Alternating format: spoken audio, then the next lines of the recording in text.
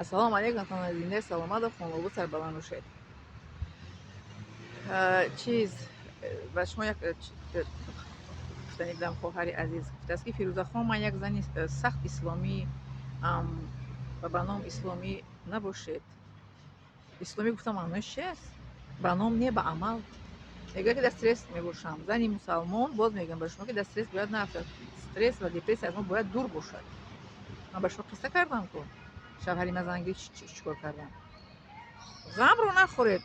مادرم میگه که غم نخور غم تو رو میخورد.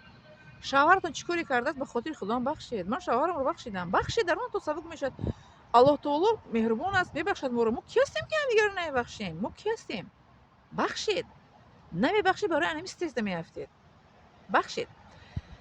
کسی که شما رو چیزی که میگه که بخشید به خاطر خدا بخشید.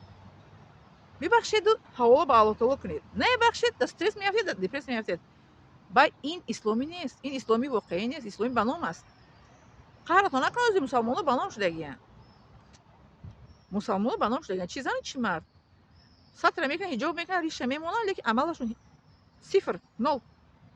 شما جنازه من زن اسلامی هستم و در استرس میباشم. چقدر اسلامی در استرس است. استرس در اسلام وجود ندارد. پیغمبر ما استرس داشت. در یگان حدیث آمده است که استرس هست. نه استرس، دپرسی نیست. استرس دپرس برای ما باید ناشناس باشد. همینه. شوهرتون رو بخشید. تو شوهرتون رو بخشید تو شما استرس نمیبرید. فهمیدید؟ ببخشید. کسی که چیکاری میکنه تو بخشید به خاطر الله تو. کسی من در حیاتم هر روز ستم چی میگن ظلم است. میبخشم. مثل کودکی که میافتاد و میخزد کو برای هر روز هم خیره میکنم. چی خیش چی بیگانه چی مثل که مسلمان چی غیر مسلمان ولی همسایه دارم 6 سال شیت مرا ستم ظلم میکند. لیکن من آن رو به خاطر الله تعالی رها کردم. با او کاردار نمیشم. گپ نمیزنم برایش نگاه نمیکنم. بخشیدم رو به خاطر الله تعالی. درون من سبک میشود. فهمیدید؟ مسلمان باید که ببخشد. خدا ما رو میبخشه. ما کی هستیم که این سوال رو نمیبخشیم؟ همسایه‌تون رو ببخشید. به خاطر خدا هم ببخشید. مسلمانی واقعی باشید ببخشید. نبخشید پس شما مسلمانی به نام هستید. به عمل نیستید. فهمیدید؟ من شما هم خیلی دیگرش میمونم همچون دکتر. خب میخوام که چی از عالم آرام دور باشم. از عالم آرام دور بودن این مسلمانی واقعی نیست. همین خواهر شما گپ شما است. از عالم آدم باید دور بودن فقط به خداوند نزدیک شوید.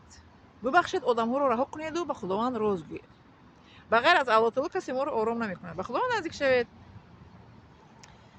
زنی دعوتگر هستم میگه شما دعوتگر باشید تنبول زنی دعوتگر باشید کو آدما شما باید نمونه باشید. آدما باید از شما عبرت گیرن. شما باید نمونه باشید. شما چی هستی من شما واقعا حیران. 54 سال من 54 سال باشم. خب یک سال است که به خود نمی آیم. من 6 ماه چشمونم پس از افتاب نشستم نمیدیدم و گوشم نمیشنوید. لیکن با یاری قرآن من به خدا آمدم. قرآن خوانید دعا کنید به خداوند التجا کنید. میگه که مشکل کشایم قرآن هست راهنمای قرآن حاجت براری من است رحمت نثاری من است. من خواهم از خداوند قرآن دیان مرا پند غیر قرآنی بر من آرد ندانی.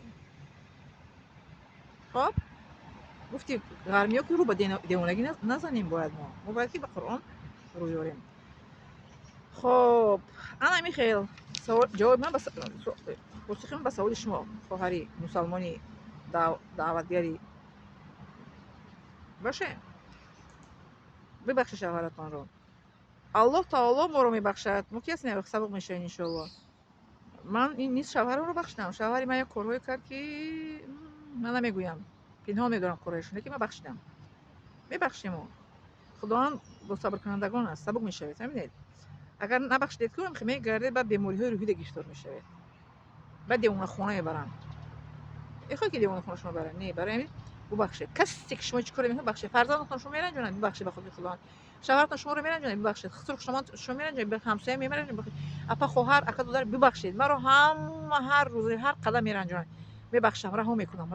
رها ببخشید. خداوند بخشنده است میبخشد. ما هم باید ببخشیم. خداوندی که معبود است و واحد ما رو میبخشد. ما کی هستیم که نمیبخشیم؟ ببخشید رها دیگه. فهمیدید؟ خب ببخشید. ندارم شما